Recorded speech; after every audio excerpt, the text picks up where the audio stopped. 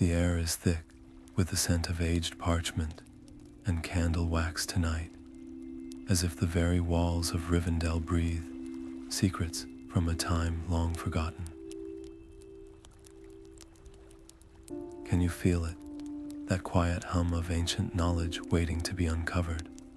Whether you're curled up beneath a blanket as midnight settles over your city, or drifting into twilight beneath an early evening sky, we're so glad you've joined us here where stories weave themselves into dreams. Tell us, where in the world are you listening from tonight, and what hour has drawn you into this tale? Let us know in the comments below, because every voice adds to the magic of this shared journey. Now, picture this, a lone elven scholar, their fingers tracing the delicate edges of a scroll, so old it seems to crumble at the slightest touch. The firelight dances across the page, revealing words that haven't been spoken aloud in ages, words that whisper of Morgoth's Ring, a relic lost to legend, buried beneath layers of myth and fear. Most believe it's nothing more than a fable, a cautionary tale told to frighten curious minds. But what if it's real? What if the darkest creation of the First Age still lingers, hidden in shadow, waiting to be found? There's a thrill in the unknown, isn't there? That moment when curiosity tugs at your soul, urging you to step beyond the safety of familiar stories and into the uncharted.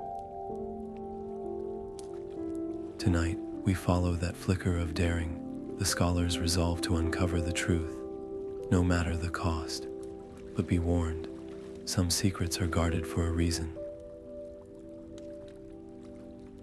As the first words of forbidden lore leave their lips, something stirs in the darkness beyond the candle's glow.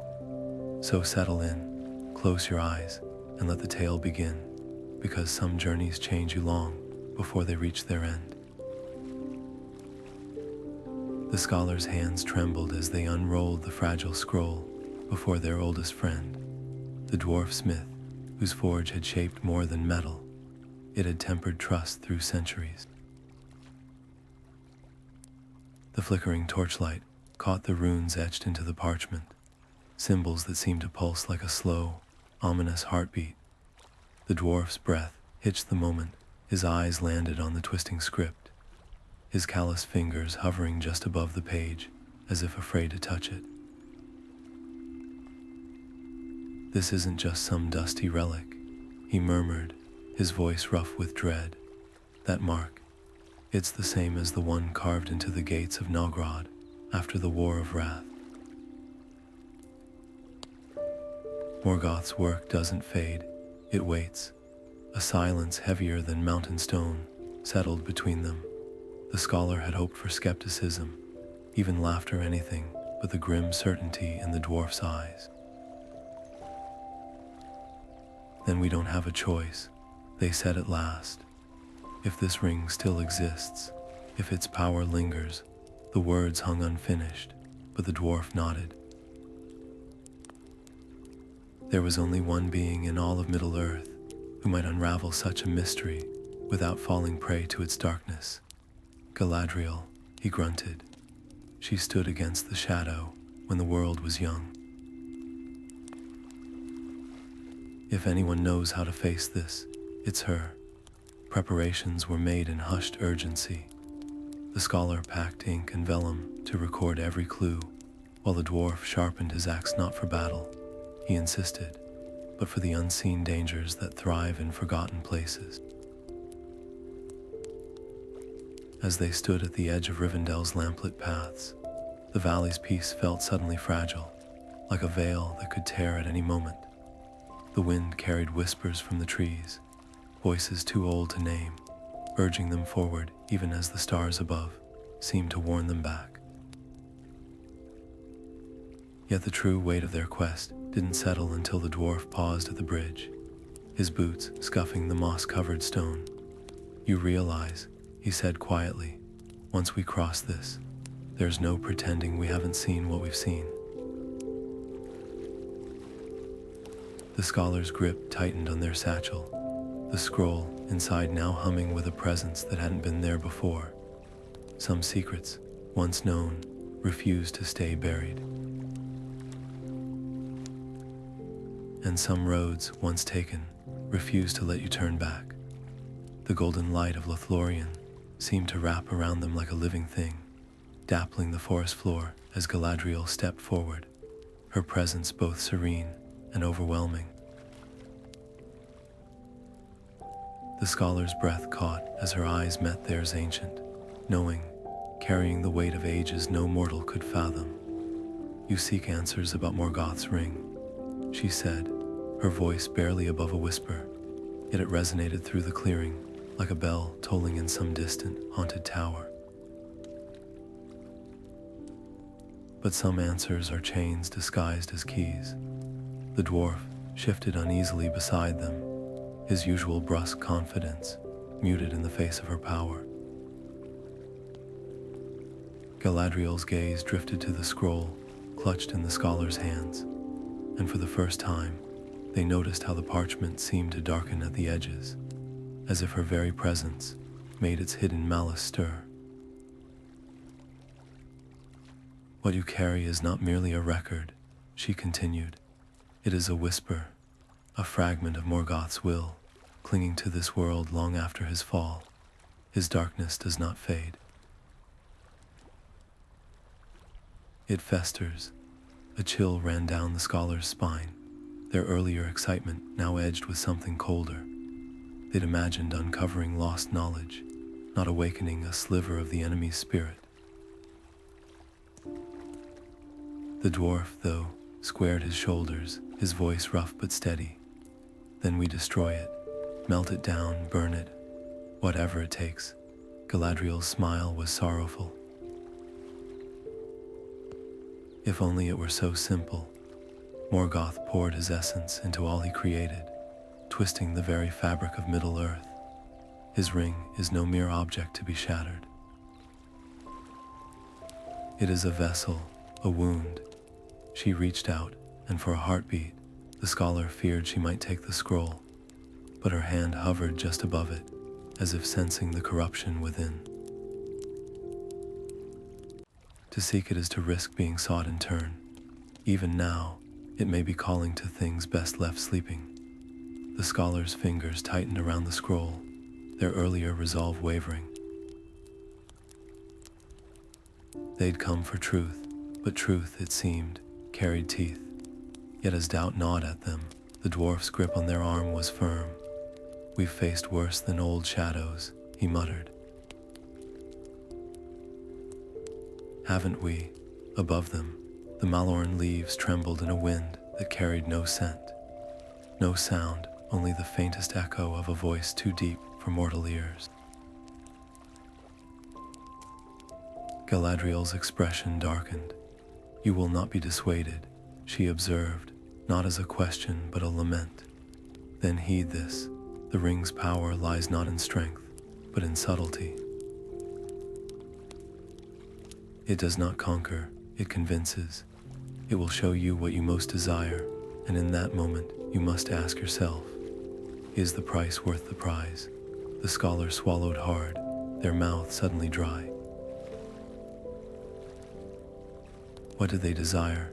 Knowledge, glory, or simply the thrill of stepping where others fear to tread? The dwarf, though, seemed untroubled by such thoughts. "We'll watch each other's backs," he grunted. "That's how you outsmart a trap. You bring someone who knows when you're lying to yourself."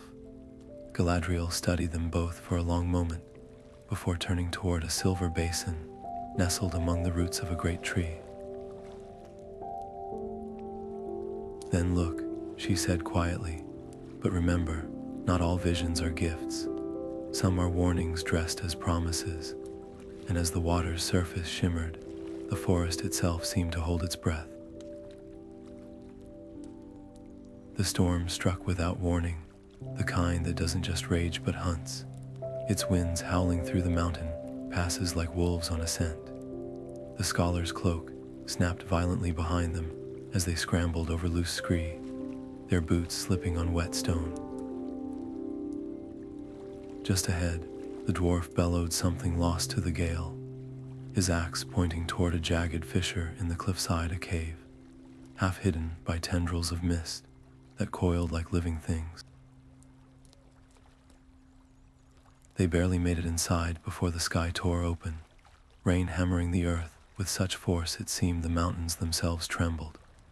The cave was deeper than it first appeared, its walls smoothed by centuries of dripping water, the air thick with the scent of damp stone and something older, sharper, like the iron tang of blood long dried. The dwarf struck a torch alight, and as the flame steadied, the flickering light revealed carvings that sent a jolt through the scholar's chest. There, etched into the rock with terrifying precision, were scenes of a world under shadow, twisted figures bowing before a towering presence, their forms distorted as if the stone itself had recoiled from depicting them. The scholar's fingers traced the lines without thinking, and the moment they made contact, the carvings seemed to shift, the figures' hollow eyes turning toward them in the wavering light. A vision slammed into their mind, a vast, burning plain, a sky choked with smoke, and a voice, deep as the roots of the earth, whispering words that coiled around their thoughts like venom. "You seek what was never meant to be found," the scholar gasped, wrenching their hand back as if burned, their pulse roaring in their ears. The dwarf was at their side in an instant, his grip firm on their shoulder. "Steady," he growled, his voice cutting through the phantom echoes. "Stone remembers, but stone doesn't rule. You're here now, with me." Outside, the wind screamed as if in protest, its howls forming syllables that prickled the skin on the back of the scholar's neck. "Morgoth, Morgoth." The dwarf's jaw tightened, his free hand tightening around his axe haft. "The mountains playing tricks," he muttered, but the scholar knew better. The carvings weren't just a record, they were a beacon, and something had answered. The torch sputtered, casting long, leaping shadows that no longer matched the shapes on the walls. The scholar forced their breath to slow, focusing on the dwarf's grounding presence. "We can't stay here," they whispered. The dwarf nodded grimly, his eyes scanning the cave's depths. "Aye, but we're not going back." He kicked dirt over the torch, plunging them into near darkness. "Move fast and don't look at the walls." As they stumbled toward the cave's far end, the scholar couldn't shake the feeling that the carvings were still watching, their hollow eyes following, whispering of a time when the world had no dawn. And beneath the storm's fury, beneath even the dwarf's steady cursing as he led them onward, the scholar heard it, the faintest echo of laughter, deep and hungry, as if the mountain itself were amused by their defiance. The whispers came softly at first, threading through the scholar's thoughts like a half-remembered lullaby. At times, they almost sounded like voices they'd known, a mentor's chiding tone, a childhood friend's laughter, but always just out of reach, slipping away the moment they tried to focus. The dwarf marched steadfastly ahead, his boots crunching on loose shale, seemingly deaf to the haunting echoes that coiled around the scholar's mind. "You're dragging your feet," he called over his shoulder, his voice rough but steady. "Keep up, or we'll lose the light." But the scholar's steps slowed as the whispers grew clearer, resolving into words that prickled their skin. "Turn back," the voices murmured, sweet as poisoned honey. "You do not belong here. This knowledge is not for mortal hands." Their breath hitched, fingers tightening around the scroll in their satchel. It felt heavier now, as if the ink itself were pulsing. "Do you hear that?" they whispered, their voice trembling. The dwarf turned, torchlight carving deep shadows across his face. "Hear what?" There's nothing but wind and your own nerves. The scholar shook their head, frustration warring with dread. The voices weren't just in their mind, they couldn't be. Not when they carry the weight of ages, the cadence of a language older than the mountains. You will drown in what you seek, the whispers taunted. Turn back, little scholar, before the dark knows your name. A cold sweat broke across their brow. It's the scroll, they realized aloud. It's not just showing us the way, it's calling to something. The dwarf's eyes narrowed, his grip shifting on his axe. Then we burn it now and be done with this madness. But the scholar recoiled, clutching the satchel to their chest. No, this could be our only way to find the ring before what? The thought died unfinished, but the dwarf understood, before whatever lurked in the shadows found them first. A gust of wind snuffed the torch, plunging them into darkness so complete it felt alive. The whispers surged, now a chorus of voices, some pleading, some mocking, all weaving together into a melody that made the scholar's bones ache. The dwarf's hand found their arm, his touch an anchor. Listen to me, he growled, low and urgent. Whatever's speaking, it wants you afraid. Fear makes fools of clever folk. Now, do we go on, or do we let the dark win without a fight? The scholar closed their eyes, the voices swelling around them like a tide. Somewhere beneath the fear, beneath the doubt, a spark of defiance flickered. They'd come too far to let whispers chase them back. We go on, they said, their voice steadier now, but we do it smart. The dwarf's grin was a flash of white in the gloom. That's what I like to hear. He relit the torch, its flame catching on something embedded in the cave wall. A vein of crystal, pale as bone, that hadn't been there before. It pulsed faintly, as if breathing in time with the whispers. The scholar's stomach twisted.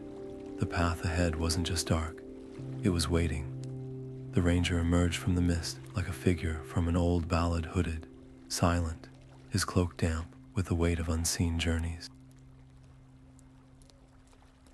One moment the path ahead was empty. The next he stood there, his hand resting lightly on the hilt of a sword worn with use, not neglect. The dwarf's axe was halfway from its belt before the scholar caught his wrist.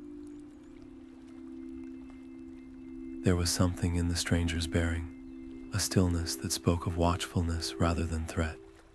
"You're being hunted," the ranger said, his voice low but carrying effortlessly over the wind. Not an accusation, not a warning, just a fact, simple as the dirt beneath their boots. The scholar's breath caught. They'd felt the prickle of unseen eyes for hours, the creeping sense that the shadows between the trees had grown teeth. The dwarf spat to the side, his gaze never leaving the stranger. And you'd know this how a flicker of something unreadable crossed the ranger's face. "Because I've been hunting it in turn."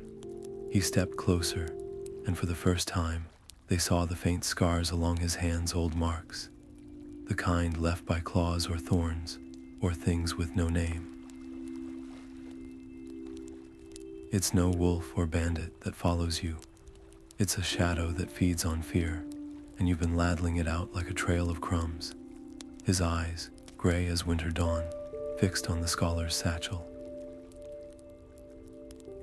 "Whatever you're carrying, it's singing to the dark, loud enough to wake the dead." The scholar's fingers tightened around the strap. They hadn't told a soul about the scroll's whispers, yet this stranger spoke as if he'd heard every word. The dwarf, though, grunted in reluctant approval. "You've got the look of a man who's danced with worse," he admitted. "But why help us?"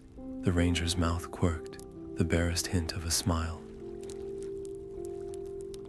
"Let's say I've a fondness for lost causes." He turned, scanning the tree line with the ease of someone who'd spent a lifetime reading the land's hidden language. "There's a ruin half a day's march from here old, even by elvish standards, walls thick enough to mute your little beacon for a night, and if whatever's following you hasn't struck by now, it's waiting for darker hours." The scholar exhaled, the weight in their chest easing slightly.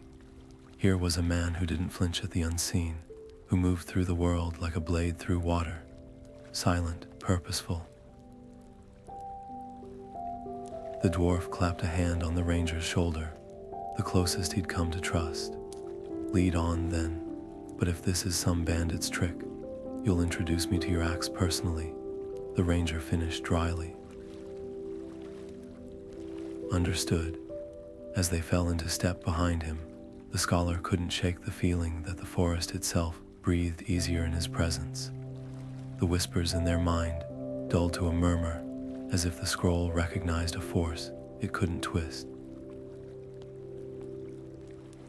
But just before the ranger disappeared into the mist ahead, he paused, his head tilting slightly not toward the path, but to the empty air beside him, as if listening to a voice only he could hear. And for a heartbeat, the scholar wondered which of them was truly being hunted. The fire had burned down to embers when the scholar jerked awake, their skin prickling with a cold that had nothing to do with the night air. The stars above were blotted out by a looming shadow, a figure so still it might have been carved from the darkness itself, its edges wavering like smoke caught in a draft. The ranger was already on his feet, his sword gleaming dully in the faint light, his voice a razor's edge of warning. "Don't move, don't breathe," but the scholar couldn't look away. The specter's face was less a face than a memory of one, features shifting like water over stone, and when it spoke, its voice was a chorus of whispers layered over something deeper, older. "You carry a question," it murmured, the words slithering into the scholar's mind without passing through their ears. "I carry the answer." The promise coiled around their thoughts, sweet and suffocating. Knowledge, truth, everything they'd ever sought, offered without price. Their fingers twitched toward their satchel, the scroll inside humming in response. The dwarf's roar shattered the trance. Snap out of it, he barreled into the scholar, knocking them sideways as the specter's hand, long, clawed, more shadow than substance, lashed out where their throat had been. The ranger's blade met the creature's arm with a sound like shattering glass, and the night erupted into chaos. "Run," the ranger barked, but the scholar stumbled, their legs leaden, their minds still clinging to the specter's words. "The ring's song is your song," it whispered, its voice following them even as the dwarf hauled them backward. "Why flee what you were born to find?" The doubt hit like a physical blow. What if this was their only chance? What if turning away meant losing the truth forever? The dwarf's grip was iron, his breath hot and ragged in their ear. "Listen to me. That thing's inside your head.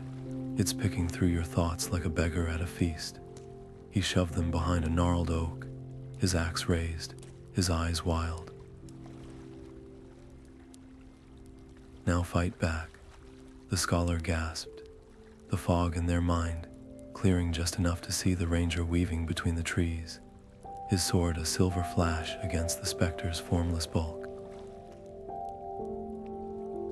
Every strike seemed to wound it, yet it never slowed, never bled, just reformed, relentless, and all the while, its voice curled around them, tender as a lover's. "You are no coward, you are no fool, take what is yours."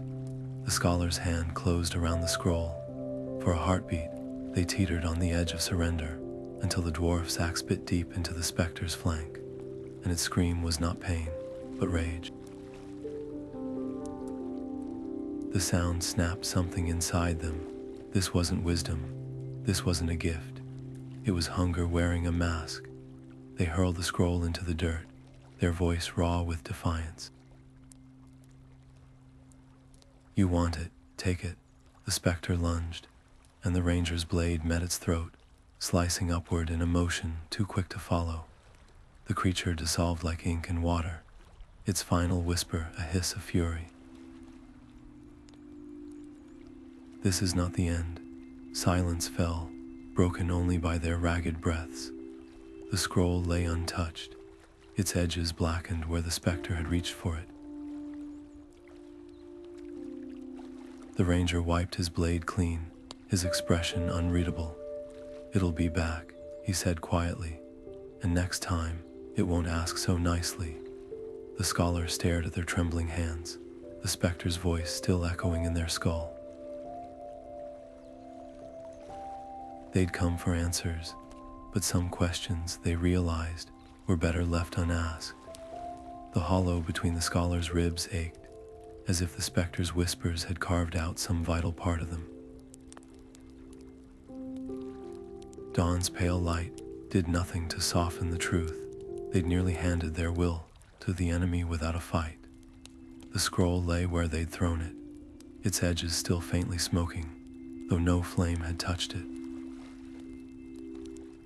The dwarf nudged it with his boot, his usual gruffness tempered by something unfamiliar hesitation. "This thing's more than parchment," he muttered. "It's a snare." The ranger said nothing, his gaze fixed on the horizon where the first sliver of sun breached the mountains. His silence was heavier than any accusation. The scholar swallowed hard, their throat tight with shame. They'd spent a lifetime chasing secrets, believing knowledge was armor, but last night had proved otherwise. Some doors once opened couldn't be shut. Some hungers once fed only grew. "We need help," they admitted, the words bitter on their tongue. The dwarf huffed a laugh, sharp but not unkind. "Took you long enough to say it." He stooped to gather the scroll, wrapping it in oilcloth with the same care one might give a live coal. Pride makes poor company in dark places. The scholar flinched. Pride? No, this had been something worse. A desperate, gnawing need to prove themselves worthy of the tales they'd studied, to step into the legends instead of merely recording them. But the ranger's voice cut through their thoughts like a blade through fog. "The White Council," he said simply. A chill ran down the scholar's spine. To stand before Elrond, Saruman, Galadriel, to admit they'd stumbled into forces beyond their understanding. It felt like surrender, yet the alternative was unthinkable. The scroll's whispers had tasted their weakness. Next time, they might not resist. The dwarf slung his pack over his shoulder, his eyes meeting the scholar's with rare solemnity. "Wisdom isn't knowing everything," he said. "It's knowing when to say I don't know." The road ahead wound through valleys still thick with shadow, but for the first time, the scholar walked it without the weight of pretense. Some battles weren't meant to be fought alone, and some truths, no matter how dearly bought, were meant to be shared. The hall of the White Council was vast, its vaulted ceiling lost in shadow, the air thick with the scent of aged wood and the faintest trace of pipe smoke. Elrond sat motionless at the head of the great table, his fingers steepled before him, eyes dark with the weight of centuries. Gandalf stood near the hearth, the firelight catching the silver in his beard, his gaze distant, as if listening to voices only he could hear. The scholar's voice faltered as they laid the scroll upon the table, its edges still faintly charred. We found traces of its presence, they said, their words barely louder than the crackling logs. Not just in carvings or whispers, but in the land itself. The mountains remember. A murmur rippled through the assembled lords, a rustle of robes and the clink of a goblet set down too hard. Saruman's voice cut through the silence like a blade, smooth and precise. And you believe this justifies risking the ring's rediscovery, to chase shadows when the enemy himself was cast out. His fingers tapped the arm of his chair, each tap a measured beat of impatience. The scholar stiffened, their earlier doubt hardening into defiance. Ignorance didn't save us in the First Age. If the ring still exists, shouldn't we understand it before it finds its way to worse hands? Gandalf stirred, his staff striking the floor with a sound like a bell tolling.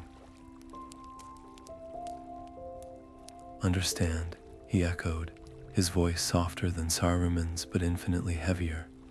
My dear scholar, Morgoth's Ring is not a riddle to be solved.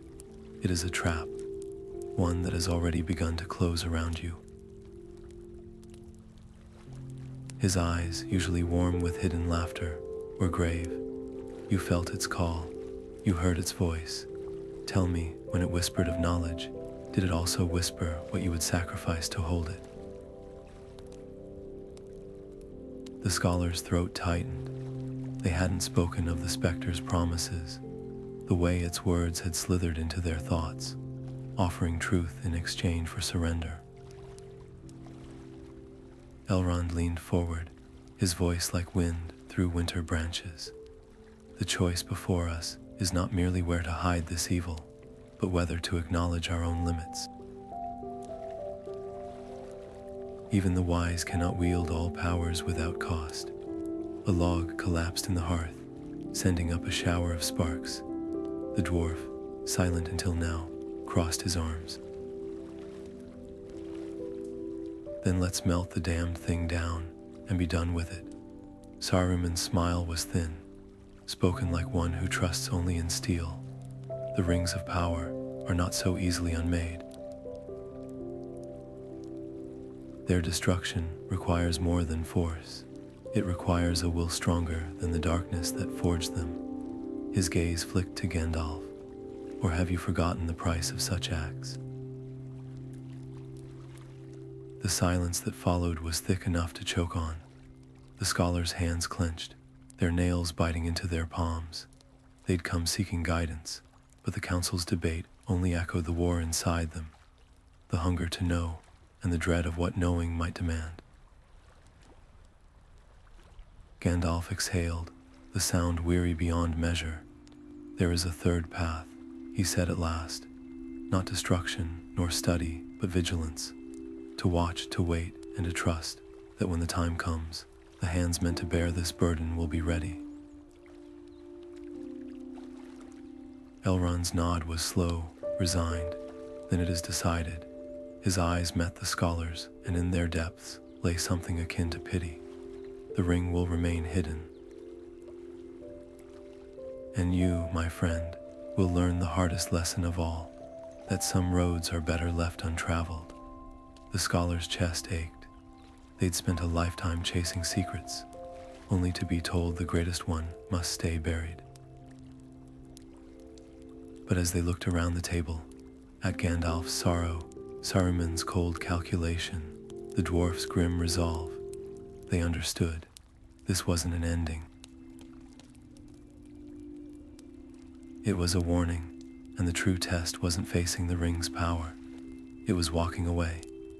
Moonlight pooled like spilled silver across the floor of the scholar's chamber, its cold glow illuminating the figure hunched over their scattered notes. A figure who had no right to be there. The scholar froze in the doorway, their pulse a drumbeat in their throat.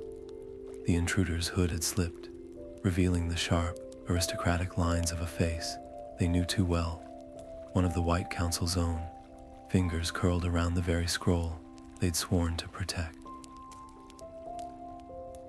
The air thickened with the scent of crushed herbs and something darker, metallic panic, or perhaps the first tang of betrayal.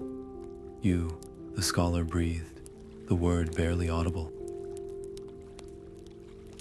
The council members straightened, their eyes glinting with a hunger no amount of eloquence could disguise. "You were never meant to wake," they murmured, their voice smooth as oiled steel.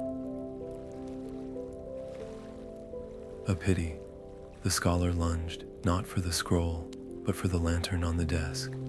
Glass shattered, flame leapt, and sudden light seared the shadows from the room. The intruder hissed, recoiling, but not before the scholar saw it. Fragments of the scroll already tucked into their belt, its edges blackening where hasty blades had carved away its secrets. "You're a fool," the traitor spat, backing toward the window. "This knowledge could have lifted us beyond the petty squabbles of elves and men. We could have remade the world." The scholar's hands shook, but their voice didn't.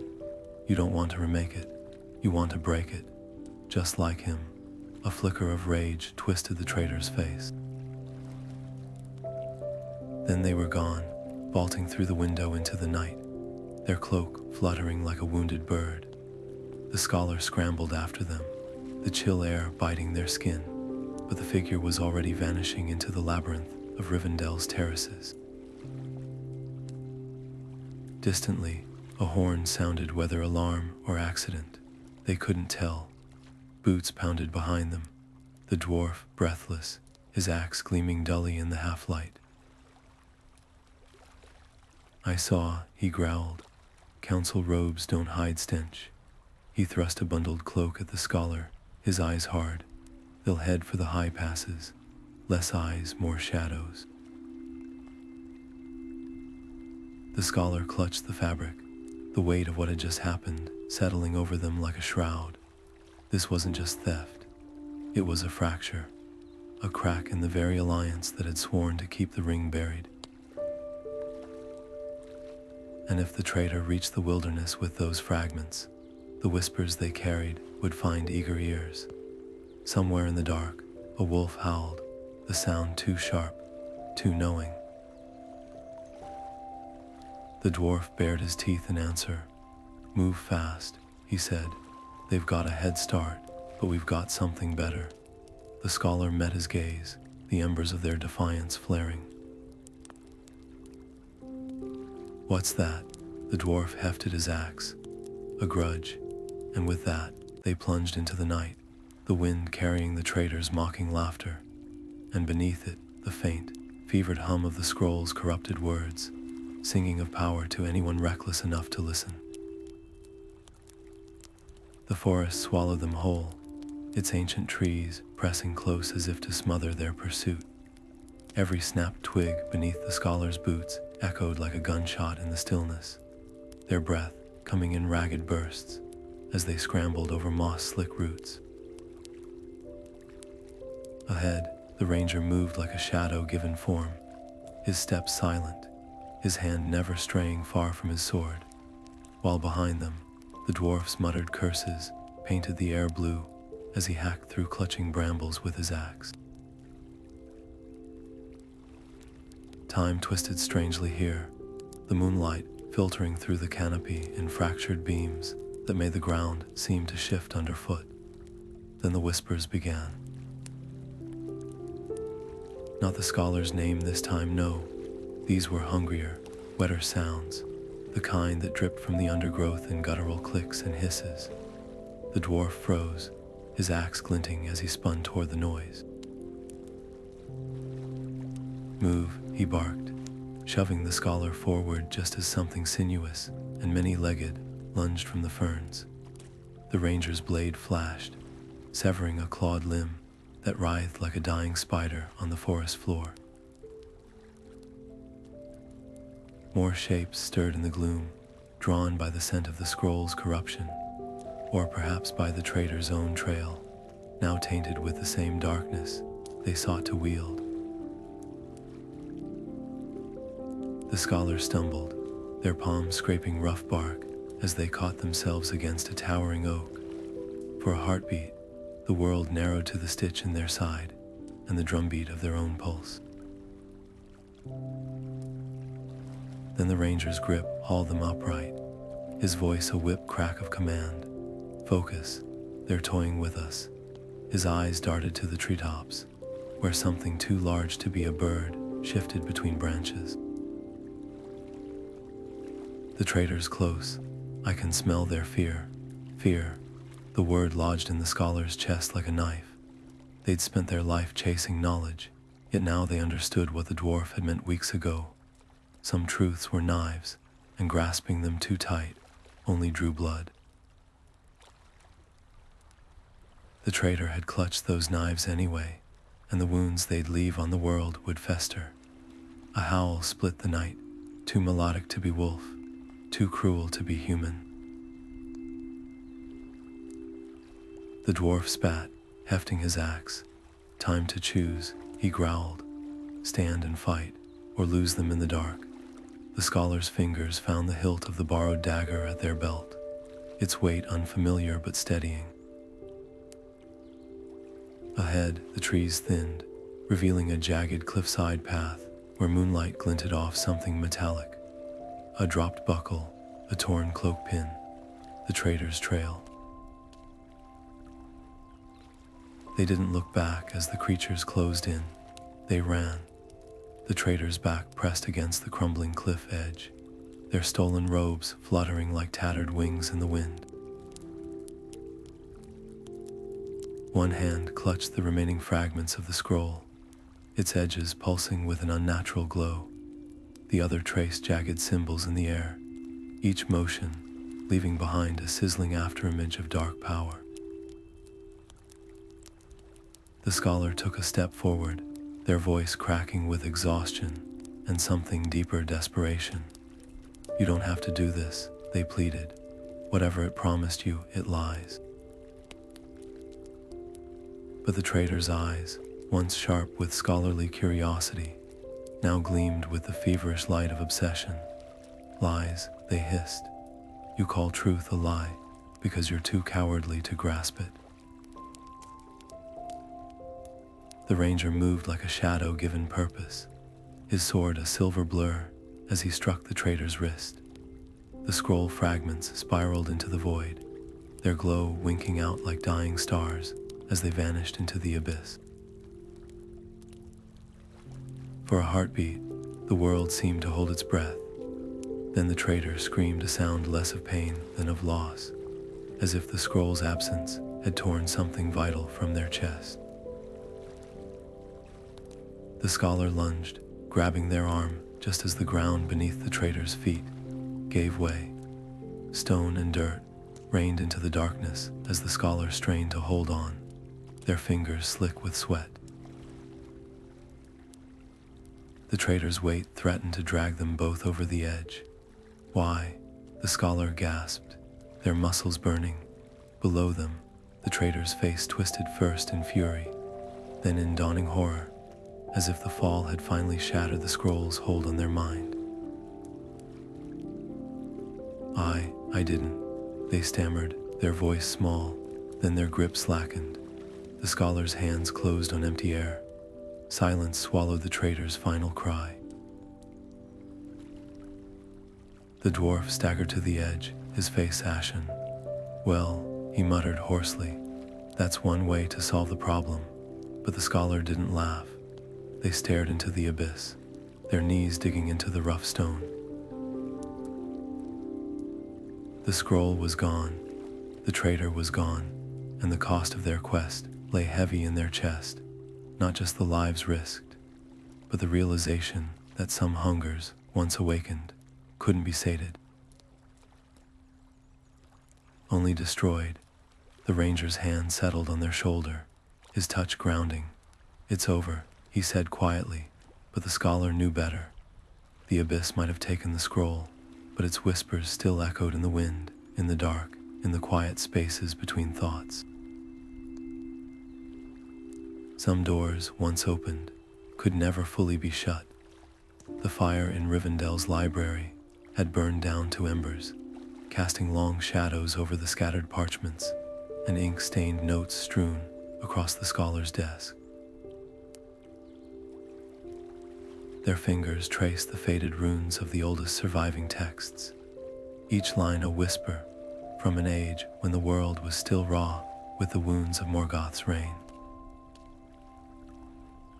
The truth, when it came, wasn't a thunderclap, but a slow, sinking realization, like dawn creeping over a battlefield to reveal not glory, but broken swords and empty armor. Morgoth's ring was never a circle of metal to be worn or destroyed. It was his malice given shape, his will woven into the very bones of Middle-earth. A poison that didn't need a vessel because it thrived in the hunger of those who sought it. The scholar leaned back, their chair creaking in the stillness.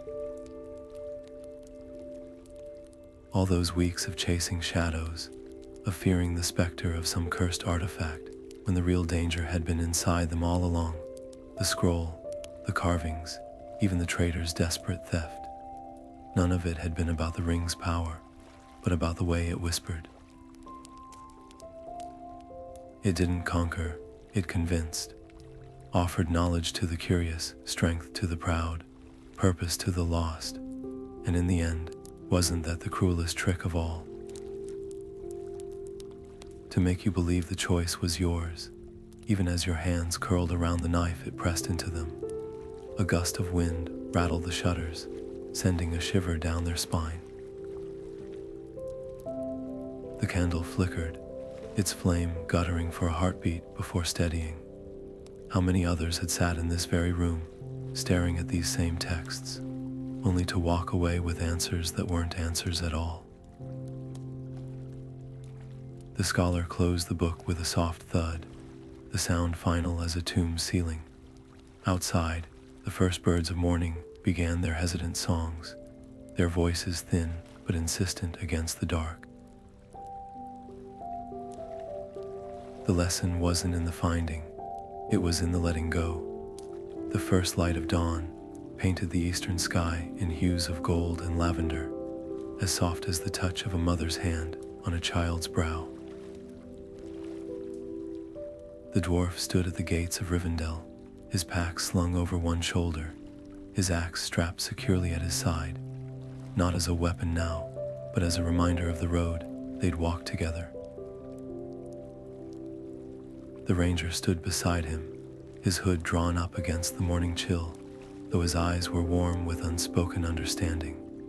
They didn't need speeches or grand farewells. The silence between them spoke louder than words ever could. The scholar lingered a few paces back, their fingers tracing the edge of the weathered journal tucked beneath their arm. It was filled now not just with ink, but with the weight of all they'd seen, all they'd nearly lost.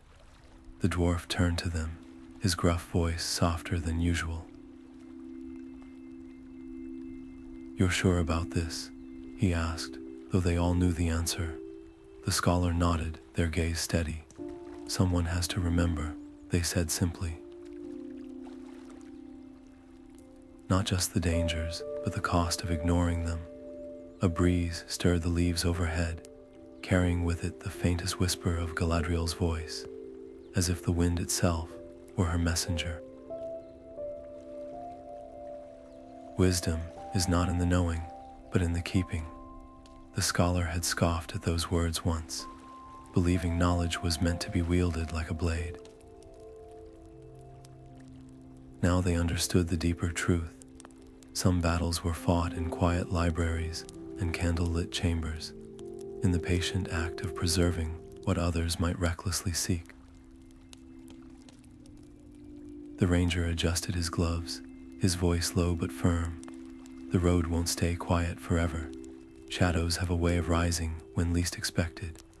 His eyes held the scholar's for a long moment, and in that look was a promise not of protection, but of trust. They would each play their part. With a final clasp of forearms, the dwarf and ranger turned westward, their figures growing smaller against the dawn until they were little more than silhouettes on the horizon. The scholar watched until even those faded, then let out a slow breath, their shoulders squaring beneath the weight of their choice.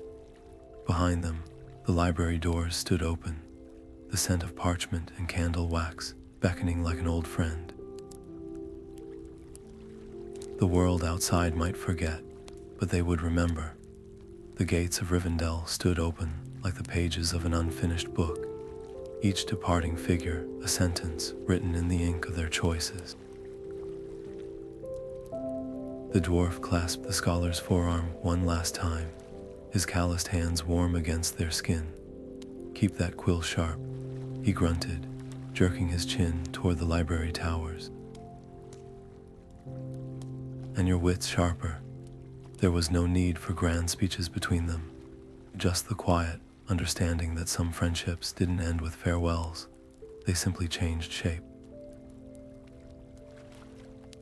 With a final nod, he turned toward the misty mountains, his silhouette soon swallowed by the morning mist, though the echo of his axe scraping against stone lingered like a promise. The ranger needed no such parting words. He stood at the tree line, the morning light catching the silver threads in his cloak, threads that hadn't been there when they'd first met. When he turned to meet the scholar's gaze, his eyes held the weight of unspoken warnings. "The wild remembers what cities forget," he said softly. Then he was gone, melting into the forest, as if he'd never been more than a dream. Left alone with their parchments and ink, the scholar exhaled slowly, the weight of the past weeks settling onto their shoulders not as a burden, but as a mantle. The library's welcoming shadows beckoned, its shelves lined with countless tales of heroes and fools. Their own story would join them now, not as a triumphant saga, but as a caution written in trembling script. They dipped their quill, watching as the first drop of ink pooled on the page like spilled night. "This is not the end," they wrote, "but a beginning unseen." Morgoth's shadow lingers not in rings or relics, but in the cracks of hungry hearts. Outside, the wind stirred the leaves, carrying with it the faintest murmur of a name best left unspoken. But the scholar didn't flinch. Their hand moved steadily across the parchment, etching truth into permanence. Some battles weren't fought with blades, but with memory. And this, at last, was a fight they knew how to win. The firelight danced across the scholar's weathered hands as they stirred the embers, sending a shower of sparks, spiraling upward like tiny, fleeting stars. Across from them, the young elf leaned forward, their silver blue eyes wide with the hunger of someone who had only ever known peace. "But why?"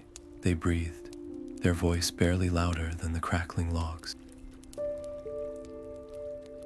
"Why risk so much for knowledge that could destroy you?"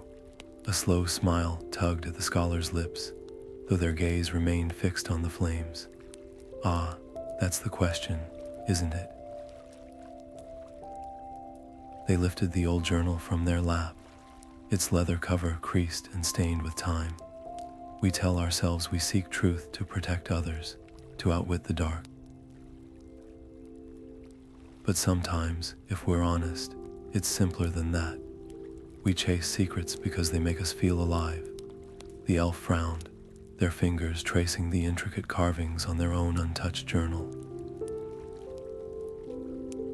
"But the traitor, the one who fell, they thought they were right too, didn't they?" "Exactly," the scholar's voice softened. "And that's the danger. The shadow doesn't always come snarling. Sometimes it whispers, wrapping itself in robes of reason, promising you're the exception, the one wise enough to wield what others fear." They closed the journal with a quiet thud. That's why the dwarf's axe and the ranger's sword were never the real weapons. The truest shield was knowing when to say, "This far, no further."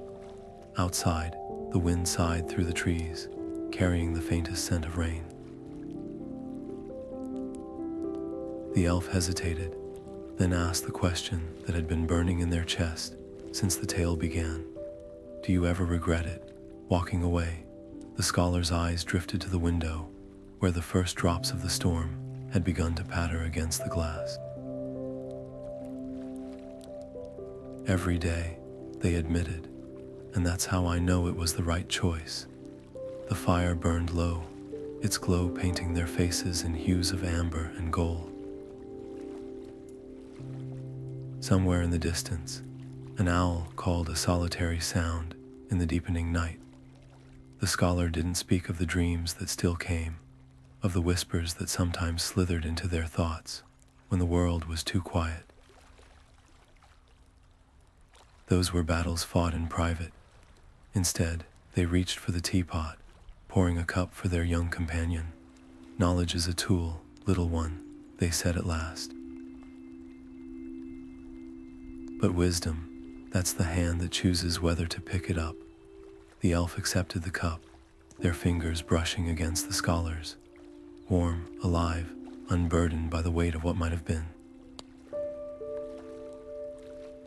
And in that moment, the firelight seemed to brighten, as if the shadows themselves had stepped back just a little to make room for the light. The air in the vision chamber thickened like molten gold, pressing against the scholar's skin until every breath felt like swallowing firelight. Before them, the shadow coalesced not as a specter or a beast, but as a vast, yawning absence, a hole in the fabric of the world where light went to die.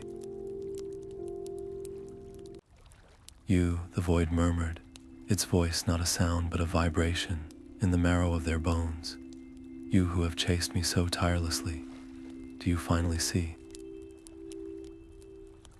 The scholar's knees trembled, but their voice did not. "I see a wound," they whispered, "not a throne." The darkness pulsed, tendrils of it curling like smoke around their wrists, their throat, whispering of all they might have been, should have been, if only they'd grasped the power coiled within their reach.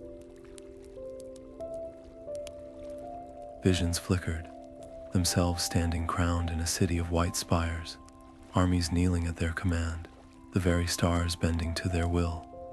The ache of it was physical, a hook behind their ribs tugging insistently.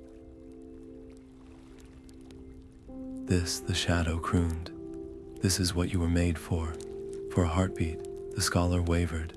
Then they laughed soft, broken, but unmistakably free.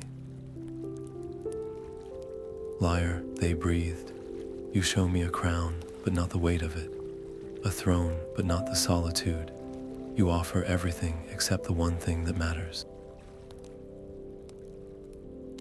They stepped forward into the heart of the abyss, their hands outstretched not in defiance, but in something far more dangerous, pity. "You're just echoes." A scream frozen in time, too proud to admit no one's listening anymore. The vision shattered like glass struck by sunlight. The scholar awoke on cold stone, their cheeks wet, their chest hollowed out and yet lighter. Dawn bled through the high windows of Rivendell, painting the scattered pages of their journal in hues of rose and gold. The last remnants of the shadow clung to the corners of the room, but they were already fading, dissolving like mist under the relentless press of morning. Somewhere beyond the valley, a lark began to sing. The scholar closed their eyes and let the sound fill them, its simple, soaring notes a reminder. Some victories left no ruins in their wake. Only light and the quiet, unshakable certainty that they had chosen rightly. The darkness would whisper again in other ears in other ages, but never in theirs. The fire burned low in Rivendell's great hearth, its embers pulsing like the last weary heartbeats of a long battle fought and won. The scholar stood at the arched window, their reflection, a ghostly imprint against the glass where moonlight and firelight tangled. Beyond the valley, the stars wheeled in their ancient patterns unchanged, unmoved by the small dramas of mortal lives. Yet everything felt different now. The air carried the crisp tang of autumn's approach, a reminder that seasons turned whether men marked them or not. They traced the edge of their journal, its pages now filled not just with ink, but with the weight of hard-won wisdom. It would sit on these shelves someday, another thread in the tapestry of tales, warning against the lure of forbidden knowledge. That was the irony, wasn't it? To spend a lifetime chasing answers only to learn that the truest understanding lay in knowing when to stop. The dwarf had grasped that instinctively, the ranger by necessity. For the scholar, it had been a lesson etched in scars. A log shifted in the grate, sending up a shower of sparks that danced like fleeting memories. Shadows stretched long across the floor, but they no longer prickled the scholar's skin with unnamed dread. Some darkness could never be vanquished, only faced, understood, and outlived. The world was safer for their choices, yes, but safety was a fragile thing, a candle cupped against the wind. Outside, an owl's cry threaded through the rustling leaves, a sound both lonely and serene. The scholar exhaled, their breath fogging the glass for a fleeting moment before fading. The night stretched on, endless and patient, humming its old, familiar lullaby, and for the first time in a long while, the scholar found they could listen without hearing whispers in the silence. The fire dimmed, the stars held their watch. Somewhere beyond the mountains, the world turned toward dawn.